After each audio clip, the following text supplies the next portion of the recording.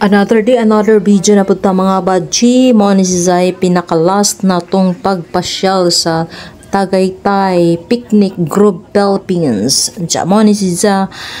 nangita mig kanang na ay mga t-shirt kay gipang paningot gajud mi yun. Diya wa man mi magdaw extra nga sinina. Diya perti man gajud namong baktas dadto nga sun hapit naman mo abot sa kuan. Langit jud namong pagtungas datos Picnic Grove. Mo nang pagkuan namo pertin jud namong singutan ini maho naming mga uk-uk. Unsa mo ni kita mga giveaways, mga pasalubong, mga nang namalit sa midari t-shirt kay kanilaging musakay patagkuan bas padung Pasay lisod ka adjug perting basapon natong sinina aw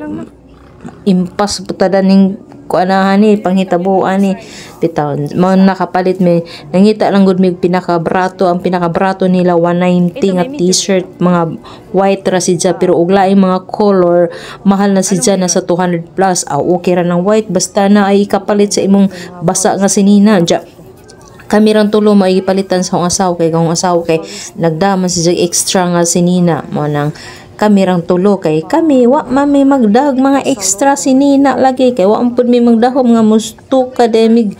kuan bukid ngani wa mi magdahom magkadung singot ayn mi danis kuan Picnic Grove padung naman is langit. Bitaw uy unsa naman tahong nakita mura maglambi man to unsa ba to mga badsi diyan na pud sila daghang mga kuan mga remembrance na mga pang giveaways na mga sabit-sabit na ay pang magnet sa ref bisag unsa pa na diha ina nang damit kasi mga pawis Tagaytay yan sa akin naman kay ay bang yung ano niya t-shirt Tagaytay brands ng Tagaytay na t-shirt kulay white. Pag humana mo pamalit sa mga t-shirt nag-ilis min siya pag humalad to nagbaktas na pud mi padungan to sa